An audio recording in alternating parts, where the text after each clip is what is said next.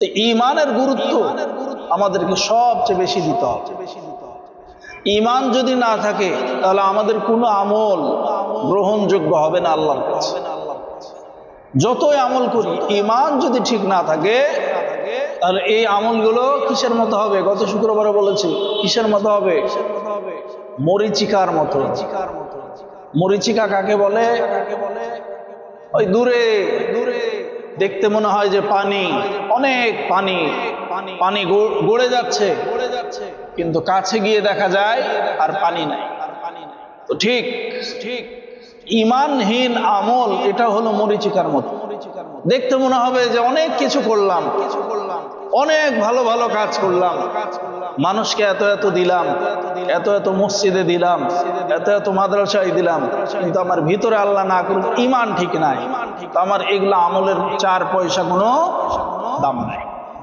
সম্মানিত বুঝতে আর আমাদের ঈমান এগুলো হলো গায়েবের সাথে সম্পর্ক। না দেখা জিনিসের উপর বিশ্বাস করতে হয়। না দেখা জিনিস যুক্তিতে মিলবে না, তাও বিশ্বাস করতে হবে। যুক্তিতে মিলছে না, তাও আমাকে বিশ্বাস করতে হবে। আল্লাহ কেমন? আল্লাহকে কোনোদিন দেখিনি। পরকাল কেমন? কবরের ভিতরের অবস্থাটা কেমন? জান্নাত কেমন? জাহান্নাম কেমন? এগুলো আমরা কেউ দেখি না, কিন্তু তারপরেও আমাদেরকে এগুলো বিশ্বাস করতে হবে। তামান্না আলাল্লাহ আও কামা ক্বালা আলাইহিস সালাতু ওয়াস সালাম। وقال الله تعالى في شان حبيبه ومحبوبه إن الله وملائكته يصلون على النبي يا أيها الذين آمنوا صلوا عليه وسلموا تسليما। আমরা প্রত্যেকে মহব্বতের সাথে দুরূদ ইব্রাহিম পাঠ করছি, যে দুরূদটা নামাজের মধ্যে পড়তে হয়। সবাই পড়ছি। আল্লাহুম্মা সাল্লি আলা মুহাম্মাদ ওয়া আলা আলি মুহাম্মাদ কামা সাল্লাইতা আলা ইব্রাহিম ওয়া আলা আলি ইব্রাহিম ইন্নাকা হামিদুম মাজিদ। আল্লাহুম্মা বারিক আলা মুহাম্মাদ ওয়া আলা আলি মুহাম্মাদ কামা বারাকতা আলা ইব্রাহিম ওয়া আলা আলি ইব্রাহিম ইন্নাকা হামিদুম মাজিদ।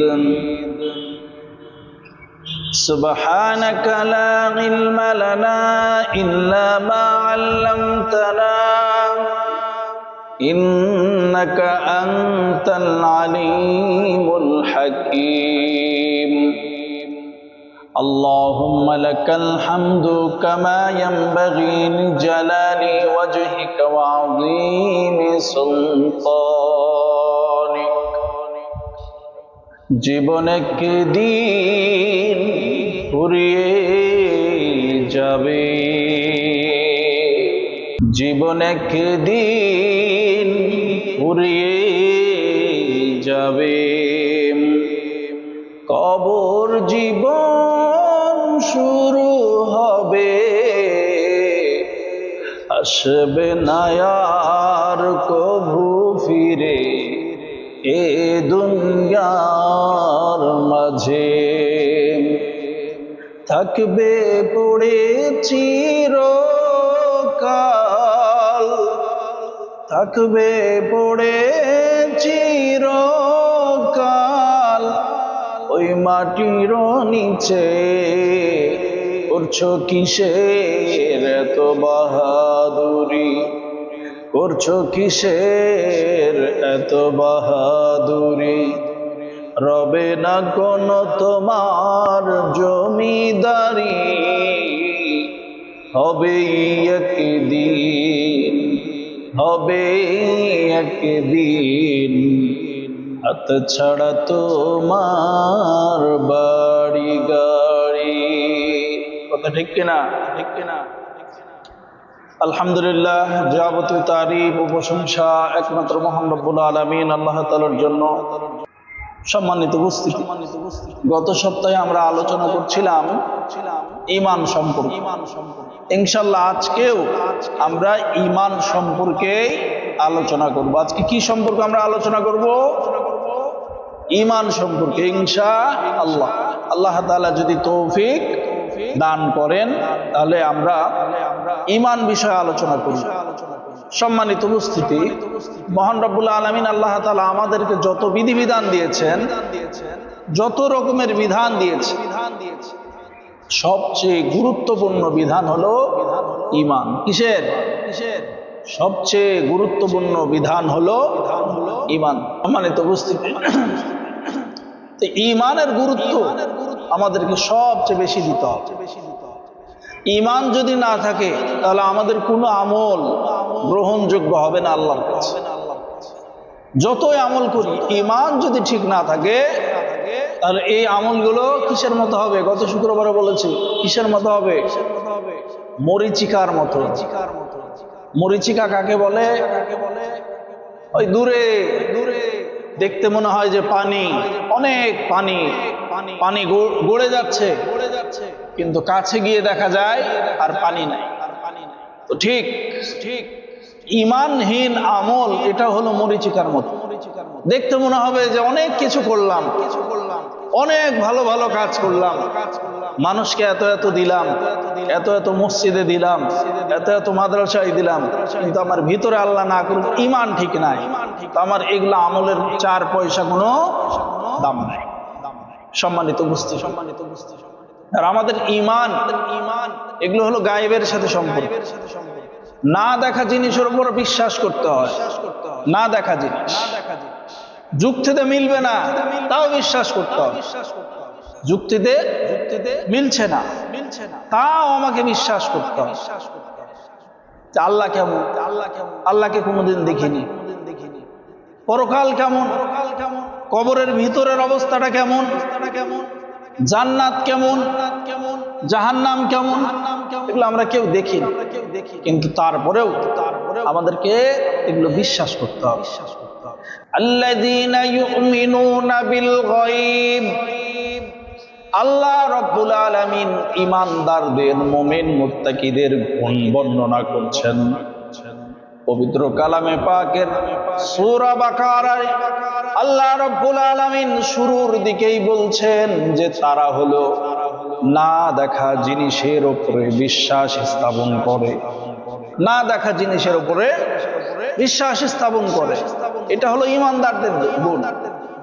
দেখা জিনিস, দেখা জিনিসের উপরে জানোয়ারেও বিশ্বাস স্থাপন করে, একটা প্রাণীতেও দেখা জিনিসের উপরে বিশ্বাস স্থাপন করে। একটা বড় লাঠি নেন হাতে, 2 হাত লাঠি নেন, একটা ছাগল আপনার কাছে আর আসবে না। কেন? এটা তার বিশ্বাস কি? সে দেখছে যে আপনার হাতে লাঠি আছে, আর যদি লাঠিটাকে এইভাবে ঝাঁকান তাহলে তো আরোই সে আসবে না আপনার কাছে।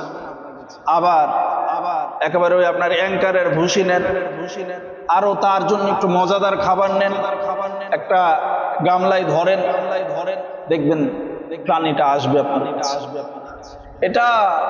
এটাও এক প্রকার ঈমান। ঈমান শব্দের অর্থ কি? বিশ্বাস। দেখা আর না দেখা। দেখা জিনিসের উপরে তো আপনার কুকুর, বিড়াল, ছাগল, গরু এরাও বিশ্বাস স্থাপন করে, কিন্তু আমাকে আপনাকে বিশ্বাস স্থাপন করতে হবে না দেখা জিনিসের উপর। আল্লাহ রাব্বুল আলামিন পবিত্র কালামে পাকের মধ্যে ইরশাদ করছেন সূরা ইয়াসিন 82 নম্বর আয়াতের মধ্যে আল্লাহ বলছেন, ইন্নামা আমরুহু ইযা আরাদা শাইআন আন ইয়াকুলা লাহু কুন ফায়াকুন। আল্লাহ রাব্বুল আলামিন বলছেন, আমি আল্লাহর ক্ষমতা সম্পর্কে তোমরা কি জানো? আমি আল্লাহর ক্ষমতা কেমন? যে আমি আল্লাহ কোনো কিছু যদি করার ইচ্ছা পোষণ করি, কোনো কিছু বানানোর যদি আমি ইচ্ছা পোষণ করি, আমি আল্লাহ শুধু মনে মনে বলি কোন, হয়ে যাও, আর সেটা হয়ে যায়। এরকম ক্ষমতা আর কারো আছে? যে আল্লাহ মানে কেউ একটা কিছু বানাবে আর শুধু বলবে হও, আর সেটা হয়ে যাবে। যত বড়ই দুনিয়ার ক্ষমতাধারী বাদশাহ হোক, যত বড়ই বড় দেশের প্রেসিডেন্ট হোক, রাষ্ট্রপ্রধান হোক, তার কি ক্ষমতা আছে যে একটা বড় প্রজেক্টের জন্য, মনে করেন একটা 10 তলা ভবন, হাসপাতাল নির্মাণ করবে, আর সে এরকম ভাবে বলবে যে হ্যাঁ হও, আর হয়ে যাবে? কিন্তু আল্লাহর ব্যাপারটা কি? আল্লাহ রাব্বুল আলামিন বলবেন হও, আর সেটা হয়ে যায়। সম্মানিত উপস্থিতি, আমাদেরকে না দেখা জিনিসের উপরে বিশ্বাস স্থাপন করতে হবে। যেমন রাসূল সাল্লাল্লাহু আলাইহি ওয়াসাল্লাম বলছেন, قال رسول الله صلى الله عليه وسلم ليس الغنى عن كثرة الأرض ولكن الغنى غنى النفس। নবীজি সাল্লাল্লাহু আলাইহি সাল্লাম ধনী ব্যক্তির পরিচয় দিচ্ছেন যে তোমাদের মধ্যে ধনী কারা। এই কথাটার পরিচয় রাসূল সাল্লাল্লাহু আলাইহি সাল্লাম দিচ্ছেন। এখন আমরাও যদি ধনী বিশ্বাস করতে চাই কাউকে, তাহলে রাসূলের সংজ্ঞাটাই আমাদেরকে নিতে হবে। নবীজি সাল্লাল্লাহু আলাইহি সাল্লাম যাদেরকে ধনী বলেছেন তাদেরকে আমাদেরকে ধনী বলতে হবে। হ্যাঁ, রাসূল সাল্লাল্লাহু আলাইহি সাল্লাম কি ওই সমস্ত লোককে ধনী বলেছেন যাদের মনে করেন 100 বিঘা সম্পত্তি আছে, ব্যাংকের মধ্যে 10 কোটি টাকা আছে, তারপরে আপনার অনেক মিল কলকারখানা, অনেক আপনার এরকম বড় বড় প্রজেক্ট, এগুলোকে কি রাসূল সাল্লাল্লাহু আলাইহি সাল্লাম ধনীর পরিচয় দিয়েছেন? না, নবীজি সাল্লাল্লাহু আলাইহি সাল্লাম বলছেন তোমাদের মধ্যে ধনী ওই সমস্ত লোক যার আত্মাটা ধনী। যার কি ধনী? আত্মা ধনী।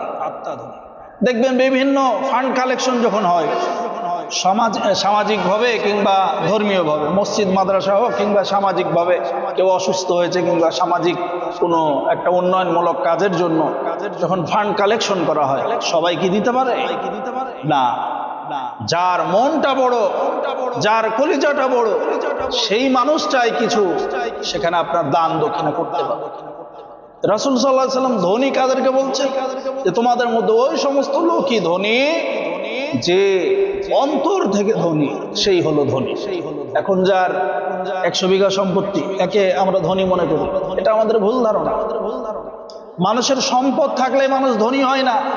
রাসূল সাল্লাল্লাহু আলাইহি সাল্লাম আরেক হাদিসের মধ্যে বলছেন, আদম সন্তান তোমরা বলে থাকো যে এটা আমার, ওটা আমার, এইভাবে বলতে থাকো, যে কথার কথা ওই জমিটা আমার, ওই দোকানটা আমার, ওই মার্কেটটা আমার, ইত্যাদি ইত্যাদি।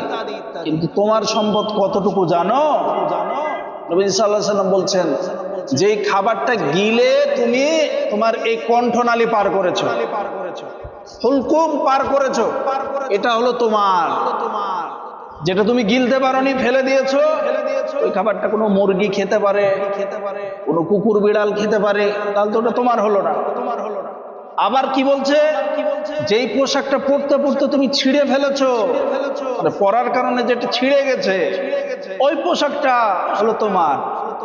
এগুলো হলো তোমার, যেটা খেয়ে কণ্ঠনালী নামিয়ে দিয়েছো, যেই পোশাকটা পরে তুমি শেষ করে দিয়েছো, এটা হলো তোমার। আর কোনটা তোমার? যেটা তুমি আখিরাতের ব্যাংকে জমা করেছো, এটা হলো তোমার।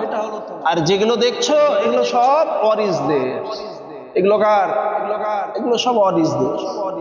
তাহলে আমরা যদি ধনী কাউকে বলতে চাই, তাহলে আমাকে দেখতে হবে যে তার অন্তরটা ধনী কিনা, তাহলে সে ধনী।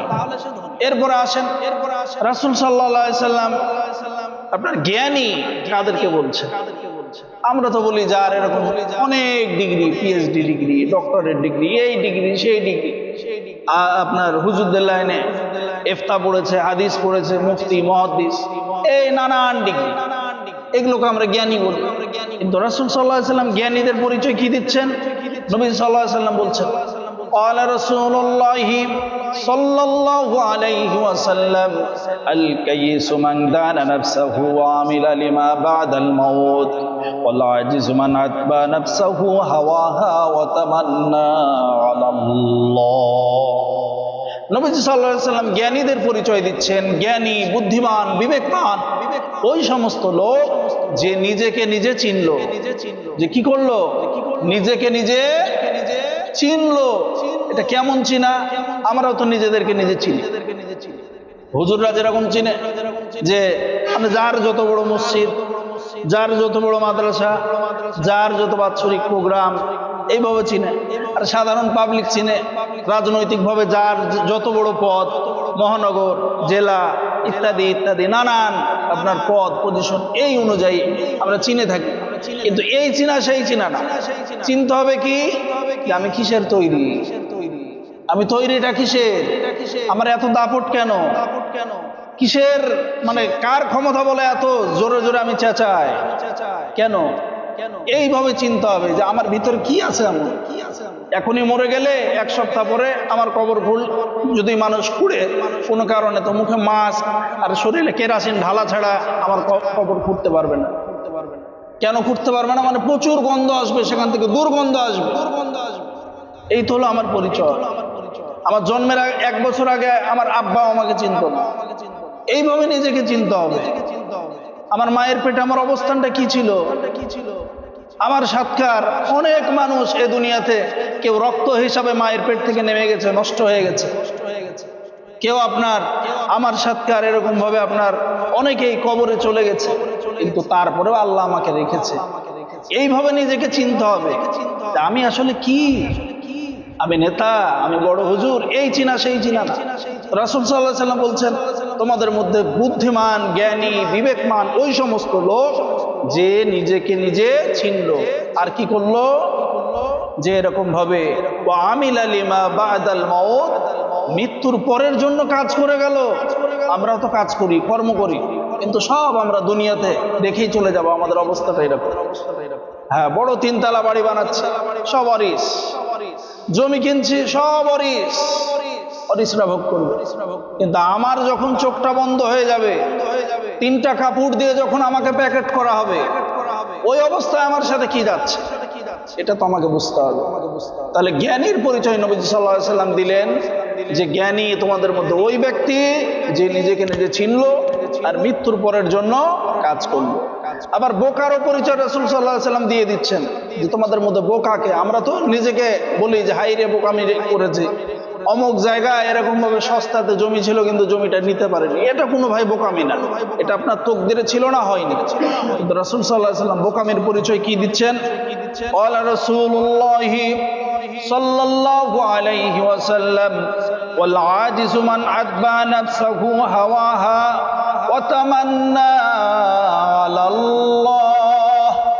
নবী সাল্লাল্লাহু আলাইহি ওয়াসাল্লাম বোকার পরিচয় দিচ্ছেন। তোমাদের মধ্যে বোকা, মূর্খ ওই সমস্ত লোক যে নিজের ইচ্ছা মতো, নিজের খেয়াল খুশি মতো চলে আর আল্লাহর উপরে বড় বড় আশা রাখে। ঠিক যেন আমাদের চিত্রটাই রাসূল সাল্লাল্লাহু আলাইহি ওয়াসাল্লাম তুলে ধরেছে। দেখেন, আমরা অধিকাংশ মানুষই নিজের খেয়াল খুশি মতো চলি, নিজের যা ইচ্ছা হয় সেটা করি, মুসলমান বলে দাবি করি, কিন্তু আমার বিবাহ শাদী মুসলমানের মতো হচ্ছে না। এই যে গত রাত্রে 2:30টার সময়তেও আপনার মানে বাথরুমের জন্য উঠলাম, তাও মানে ডিগডিগি বাজছে, একবার মাটি কাঁপছে, এরকম অবস্থা। আমার বাড়ির আশপাশে না, কিন্তু এমন অবস্থা, রাতের আওয়াজ তো কোথায় হচ্ছে, প্রতিদিন প্রতিনিয়ত এইভাবে। বৃহস্পতিবারের রাতটা হলো সপ্তাহের মধ্যে সবচেয়ে উত্তম রাত্রি, অথচ এই রাতটাকে, এই বৃহস্পতিবারের রাতটাকে আমরা সবচেয়ে পাপের রাত্রি বানিয়েছি। কি আমার সাথে কি আপনারা একমত না? প্রত্যেকটা এলাকাতে মানে বৃহস্পতিবারের রাত্রে কোনো না কোনো জায়গা থেকে গানের আওয়াজ আসে, শুধু রমজান মাস বাদ দিয়ে।